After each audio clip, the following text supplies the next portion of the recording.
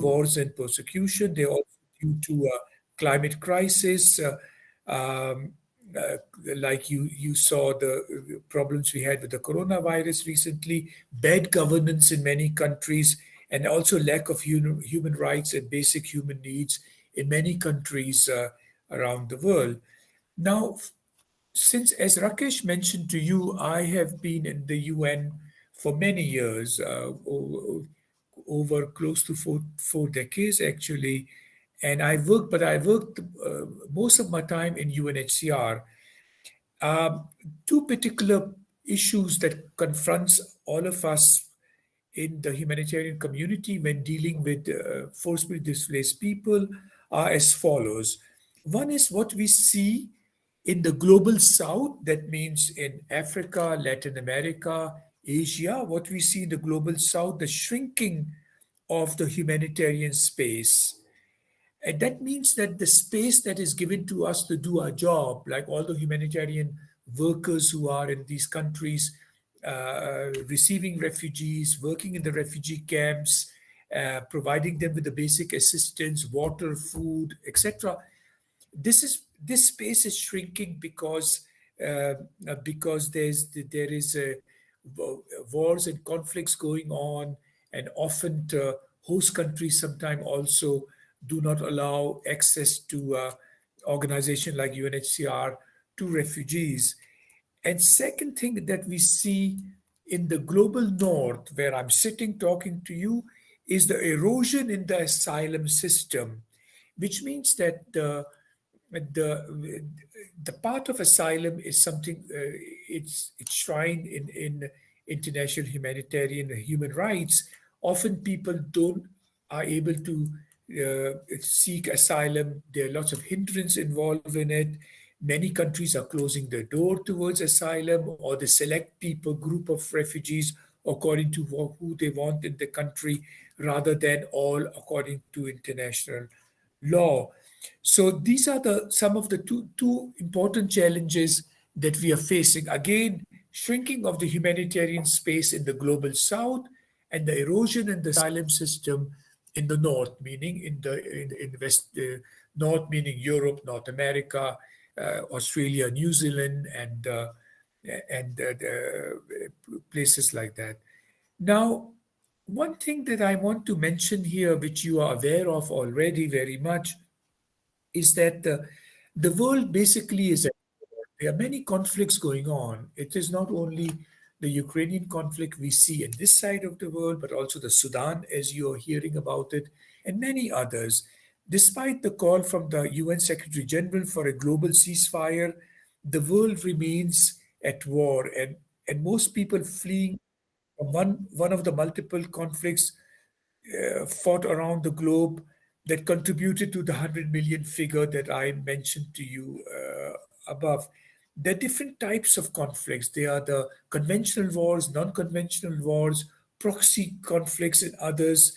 And these things are going on, and uh, and and forcing people to leave their homes as a group, as individuals, or what have you. The war agenda I see in the last 20 years is going up and up, because war generates money in a way, because it sustains the weapon industry, makes a lot of revenue. So often I wonder whether we deliberately keep the wars going and don't look for peace. Um, Now, the conflicts are becoming increasingly complex, and uh, and they are many are fought without any jurisdiction of the UN Charter, meaning the UN Charter, as many of you know, has a provision when to formally engage in war if the UN Security Council wishes you, if the situation is such that one could engage in war. But that's done in a very exceptional basis under a UN Security Council resolution, etc. Most of the conflicts fought today are fought unilaterally, one country against another, group of countries against one country or others, and this has created a huge problem in our world today, as as many of you would agree with me, there's disparity between North and South, economic disparity and others. There's a big differences in North and South. You could say many reasons in the South for the lack of development. Is it bad governance? Is it lack of funds? Is it the conflicts? I would say more so is the conflicts. And there's a mistrust between West and East. Mistrust is often is also based on religious difference, ideological differences. So when I look at the world today, I think we're sort of like going back to 100 years ago when we had big differences among ourselves and we were working unilaterally or with group of nations rather than work multilaterally, what the Secretary General would like very much. We live in a global world where there are global problems and we require that requires global solutions under global policy. As international community as a whole, no country can do things alone because that's what the system we have. And I think this is where sometimes I see we getting away from the multilateral system that we have created so well in the last 20 years. I think since the fall of the Berlin Wall, uh, we had created a very good multilateral system, and we are diminishing that slowly by all these conflicts that I'm talking about. And in particularly, I said, I think also in Europe, which is now dividing the continent very well. Now, let me here um, s- talk about 2 minutes about UNHCR and its mandate, an organization that I proudly served for many years, and I'm a very strong supporter, advocate of what UNHCR does and stands for. Now, UNHCR was created 5 years after the UN. UN was created, as you know, in 1945. UNHCR was created in 1950. It got an incredible mandate given by the international community to the person to resolve the refugee problems because there were many refugee problems there right there and then after the end of the Second World War. And the mandate the international community gave to UNHCR was incredible. UNHCR is the person, UN High Commissioner for Refugees is the person. Today is Filippo Grandi, elected by the UN twice. He has an ongoing second mandate going on. And the office of the UNHCR is the office that I belong to also for many, many years, who helped the High Commissioner for Refugees to fulfill his mandate responsibilities, which are twofold: international protection to those who have lost national protection, which I explained earlier to you, provide multi secretarial assistance to them when they are in asylum, and look for durable solution to the cause. Durable solution for us are three. First is the asylum. When they come in the country of asylum, we try to provide refugees assistance, international protection until they can go back home, which is the most important, the durable solution, voluntary repatriation, and which they can only do if there's peace and security. You would all agree with me. You cannot go home otherwise. And so that's why solving the conflict is so important for me. And rather than solving the conflict with war, solving that with diplomacy, and I will talk about in a second. The second durable solution for us is resettlement to a third country, meaning not in the country of asylum, not in the country of origin, to a third country, which is done rather exceptionally for vulnerable refugees, women and children and others. But more by and large, refugees who have left by force want to go back home when there's peace and security back home. Everybody wants to go back home, see where the places they had fled, look at the graves of their ancestors, look at the houses, meet their family. It's the most desirable durable solution is voluntary repatriation. Resettlement to third country is exceptional. Local integration in the country of asylum is the third one, which often happen in a de facto way while refugees are waiting to go back home. Often countries allow them after 10, 15 years to become, start getting all the rights like local citizen and then eventually become nationals of that country. Like we have seen excellent examples in Tanzania and many other countries, many others like that. So this is about UNHCR. Um, Now, one thing you should know, those of you who are scholars of international law or would like to study international law, is the fundamental um, framework that we work. is the 1951 Convention and the 1967 Protocol on Refugees. The 51 Convention define how you determine who's a refugee, who's a not. I would encourage you all to look at three things already after I have finished talking in the afternoon. Look at the UN Charter carefully, Article 51 in the Charter, when to engage in conflict and how do you do it. Look at the Charter of the UN. Look at the UNHCR mandate of 1950, as I mentioned to you, and look at the 1951 Convention and 67 Protocol on how do you determine a refugee status. So you know why refugees are different from the migrants, and you will respect when you see refugees, and you will not judge them what they are today, but understand what they were when they fled. Often they were doctors, architects, and engineers, and then you see them coming and you say, hey, who are you? You can't judge them how they are. You have to remember what happened to them. 51 Convention uh, just celebrated its 70th anniversary, and I was invited by the Kosovar government to talk about it. There are 149 states signatory to this convention, making it one of the most supported international treaties in the world. It's a great example of the success of diplomatic dialogue to have countries sign this convention.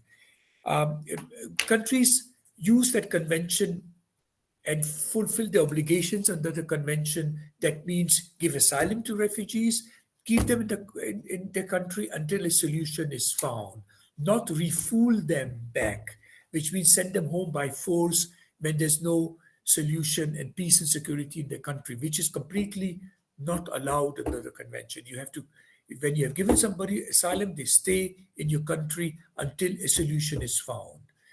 And if they can't go home, they can be locally integrated. In exceptional case, they can be resettled to a third country.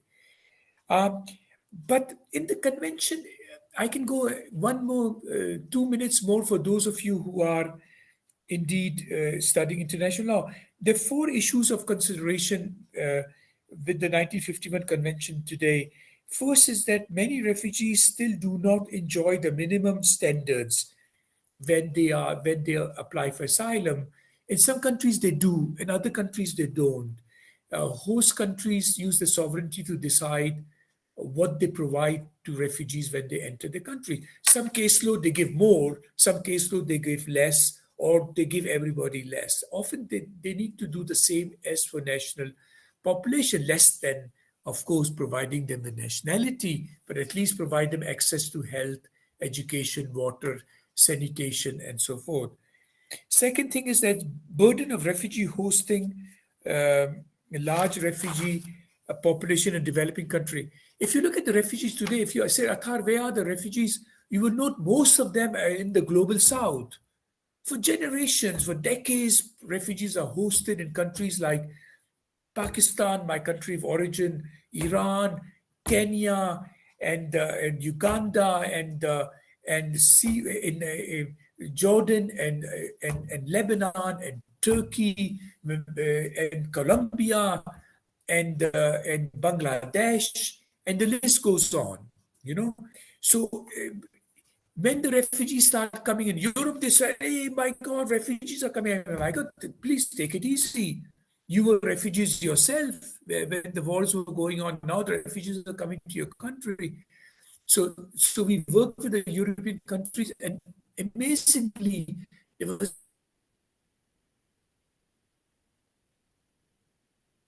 enormous amount of generosity in Europe as well to let refugees come in from Syria, from Iraq,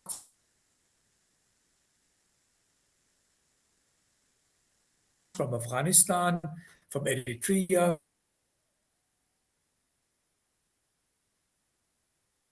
from Horn of Africa, and other parts of the world. There's enormous generosity.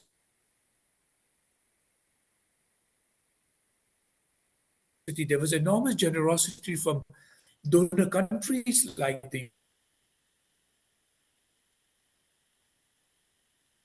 United States, Canada, Germany, Japan, and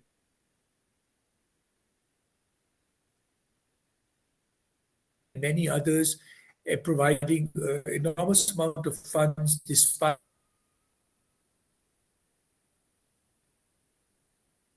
of the economic hardship some of them were also facing during the economic crisis,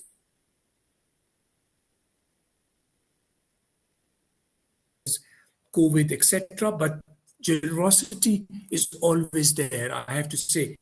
When it comes to UNHCR, we receive support from governments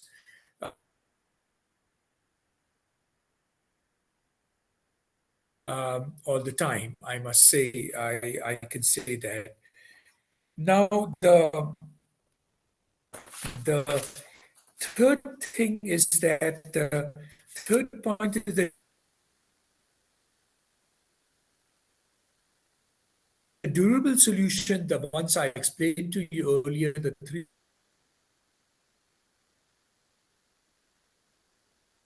durable solutions are harder to achieve today.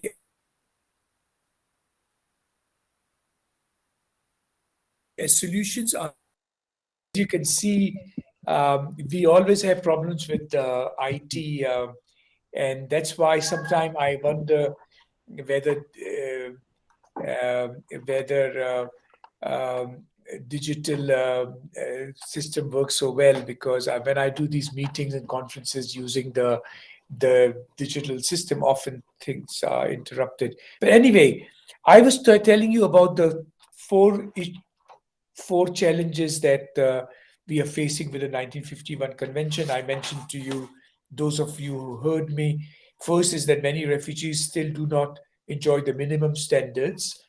The second point was that the burden of hosting a large refugee population is by developing countries mostly.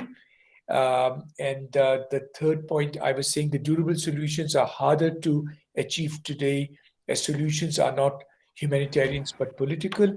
And fourthly is that displacement is by far more complex today. Now, one more point I make, and I will then talk about diplomacy itself. Political asylum and temporary international protection alone is not enough, as I was saying. Without the return of people to their places of origin in safety and dignity as called for under the UNHCR mandate, there cannot be sustainable peace and political solution to the ongoing wars and conflicts which are going on. Meaning that if people cannot go back, you cannot have a sustainable peace. And winning a war is not peace either. Peace is a long process. Trust and recreation. Peace takes a long process than just winning a war. And so, what to do with the ongoing wars? How to resolve the ongoing wars and conflict? Um, um, I think real diplomacy by dialogue is required. We need to use diplomacy. Why? Because if you say, do you have any successful stories about diplomacy? Of course I have. Like Rakesh said, I can give many examples. By engaging in a diplomatic dialogue with all parties to the conflict, state, non-state, conventional, non-conventional, we were able to resolve big political problems like in Mozambique, in Angola, people went back. Southwest Africa, Namibia, people went back. South Africa example I gave you just a few minutes ago. Vietnam and area also worked. Bosnia, Herzegovina in the Balkan crisis, and many other places. Of course, things are still pending with in the Horn of Africa, the Southwest Asia, and for the Afghan refugees as well. Now, what do? You can't resolve wars with wars, I think, because that's obviously not working. You have to engage more with diplomacy. And this is what I call real diplomacy by dialogue, because I believe absence of honest diplomacy has contributed to many of these conflicts to be ongoing. Diplomacy has to do more to stop wars and build peace.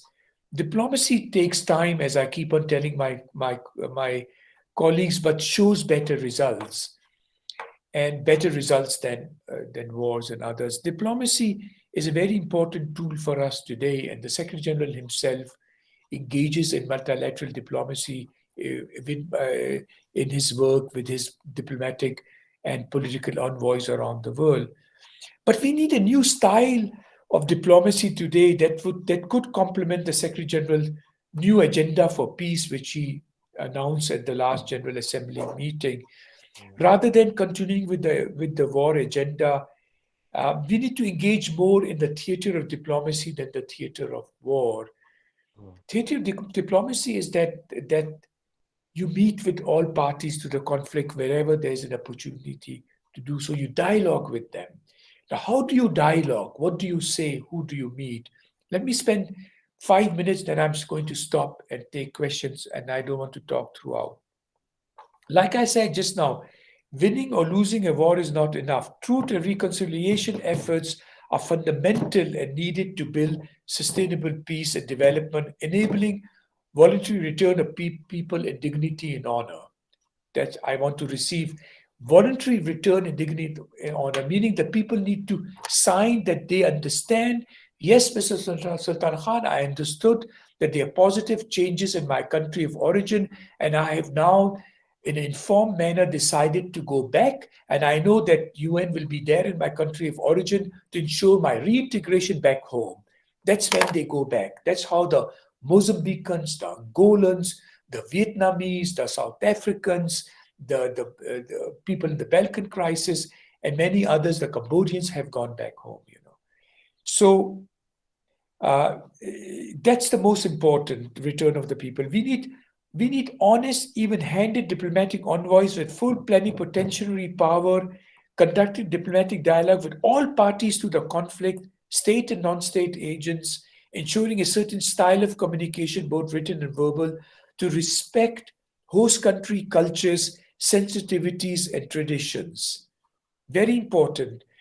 Um, this means basically that you need to deal with all parties to the conflict in everything we do. Why? Because if part of the country is controlled by a military fraction, I can't say that, look, I only deal with the capital, with the government, and that's it. Look, in a de facto way, I have to deal with that fraction if I need access to where the refugees are. Otherwise, I can't meet the refugees, which is so important for me. So, similarly, in the search for solutions, we need to deal with all parties because sometimes not only the conventional parties are the key interlocutors for peace, but all parties to the conflicts.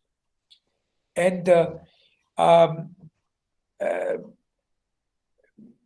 we need to, when I said that you need to respect cultures, sensitivities, and traditions, is that, what I say to my students here and also some diplomats I meet when I talk elsewhere, I always say we are a variety of tongues and complexion. I like to use the term we are a variety of tongues and complexion. I hate that term people of color like they use in certain countries. It's rubbish. Everybody has a color. But it's more elegant way to say we have variety of tongues and complexion. We need to avoid derogative word descriptives when we talk and we write, and we need to show respect and dignity when dealing with people. We need to understand the cultures. We need to understand the differences and narrow the differences rather than widen the differences. We can widen the differences very easily. We can say, look, we heard Mr. Sultan Khan, we have a big difference with him. Or you can say, look, I heard this man, I have nothing in difference with him. He's talking about peace, I'm talking about peace. There's everything same. He has lots of gray hair. True, I have blonde hair, black hair, but we are the same. So it's your choice whether you narrow the difference and widen the difference. If you say, look, he's Muslim, I'm Jewish. He's Muslim, I'm Christian.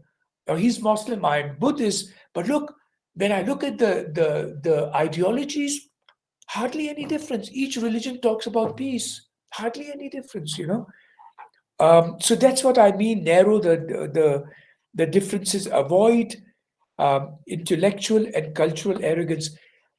Cultural arrogance is sometimes to say that, look, we're coming here. I'm coming from Geneva. I went to a big Ivy League university. Who the hell are you? I'm dealing with in God knows where in the country in the south. That's arrogance.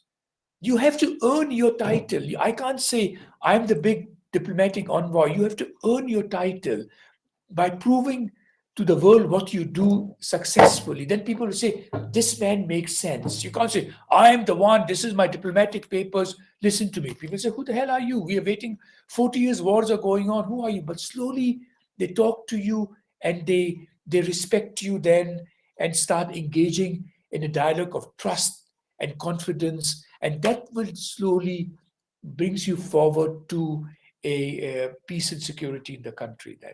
It's not overnight. That's why I said diplomacy takes time but shows the better results then. The real diplomacy by dialogue, basically, this is what I'm talking about. Understanding the different perspectives. You can't clap with one hand, as I keep on telling you, clap with both hands. So you have to understand the perspective from this side of the world and the other side of the world. Once you know both perspectives, you make a judgment yourself. If you just go with one side, you cannot achieve anything. You have to understand both sides. You have to understand historical, cultural, political perspective. Why did the conflict happen? If you know history and politics, culture of a country that you're dealing with to resolve a conflict, people respect you. People say, this man or this woman knows what they're talking about. Listen to them. They know our crisis. They know that we have a history of 1,000 years. They know what happened 20 years ago. They knew what happened 50 years ago. So you build your credibility by understanding the different perspectives, understanding the historical, political, cultural perspective that shape our world. We are a big world, global world, and we are very proud of that. Different cultures. It's so much enjoyment to when we are able to travel and see different cultures and different languages and hospitality. And so this is what I mean by avoiding cultural and intellectual arrogance and understanding the perspective, using a language both written and oral which is sympathetic, avoiding word derogative, word descriptive, which means that, I mentioned to you one because it's my own choice, is people of color. I think it's nonsense. We are all one, like Kofi Annan said, we are one race, that is the human race. And I add to that what Mr. Annan, who was my head of my human resources when I joined UNHCR, and later on he became, of course, Secretary General. So I know him from those days. And then I said we are a variety of complexions, tongues and complexions, which I think it's an elegant way to say that we are different people and different languages, different complexions, what have you. Real diplomacy of dialogue is a concept I have developed in UNHCR on the job when I was working. And later on, with the agreement of the High Commissioner and Secretary General, I came up with a handbook on diplomatic protocol and in UNHCR, and I use it to train UNHCR and also UN envoys, representatives in the field to engage in diplomatic dialogue in the manner that I just explained to you. But let me come to the main message I like to give to you today. If you come to Geneva, if you come to the Geneva School of Diplomacy, this is what you will learn. This style of diplomacy. The style of diplomacy as a tool that you can use later on in your work if you want to pursue a career in diplomacy. If you want to be engaged in the bilateral diplomacy, meaning join the foreign services in your country of origin. If you want to be in multilateral diplomacy, meaning join the UN, the European Union, the African Union, Organization of America State, League of Arab States, etc. Europe, or if you want to engage in multilateral companies, even in private sector, you can use diplomacy as a tool, because diplomacy will train you as a person who respect everyone, look at people with dignity and honor, regardless of their ranks and their grades, their gender and their origin, their ethnicity. The person use the right language when writing a letter, giving a speech, speaking to you, understanding the perspective, global perspective. the history of the situations, and the person who wholeheartedly want to resolve things by building trust and confidence as you go along. You will learn this style of diplomacy in Geneva School of Diplomacy if you come here. And Geneva School of Diplomacy, I must say, is also a career-oriented school. We don't just give a degree that you could say, hey, it's my degree, I frame it. No, we give a degree that you get a job. And Geneva is a location because I went to international school, high school in Geneva. Then I went to a similar school like this in New York. But Geneva is a place where you are surrounded by international organization, NGOs, and the others. So after the school, when you finish the classes here, when you go like you young people do, like sundowner, having a drink, whatever, you meet other young people who are working in the UN, going to school, working in the diplomatic missions to the UN, and you mingle with them, you understand. And this is where you understand the job opportunities like internships, like consultancies and others. But I can tell you, if you want to work in the UN, the jobs will be mostly not in New York, Vienna, Geneva, Paris. Jobs are where the beneficiaries are. You need to be close to the beneficiaries. I don't want to work with the UN through the computer. I want to be where they are. I want to be close to the beneficiaries, understand their needs, and better assist them, better protect them. And I can't do that through virtually from here. So that's why in my career, as Rakesh said, I have worked in Mogadishu, I worked in Yaoundé, I worked in Kinshasa, I worked in Algiers, I've worked in Port Sudan, I worked in Kuala Lumpur. I've been in Singapore, Kuala Lumpur. I've been to places where the refugees were. I worked in refugee camps. I've been with the refugees. Met with them with dignity. I met former diplomats who were refugees, former engineers who were in camps, former doctors, students. This is what and that's why I wanted to wholeheartedly find solution to their plight, to their cause. Since many of the refugees I mentioned to you are in the crisis, crescent of crisis, as I call in the Islamic world, from Central Asia, Middle East, Horn of Africa, like that, understanding the different perspectives are very, very important, because right now the world is getting divided because we have xenophobia, we have Islamophobia, and things like that. I think we should all, as scholars, as UN staff members, as diplomats, try to narrow the differences and engage in dialogue that can then make the populist parties, extremist group understand if they have a lack of education about who's a refugee and how do we work with refugees, how do we engage with them, and the importance of a political solution, peace and security for the return of refugees. So I will stop here. I spoke quite a lot, I think, isn't it, Osha? I'm talking to all of you here. I have one colleague who's helping me with the IT work. So I stop here and I take for questions, and thank you for listening to me.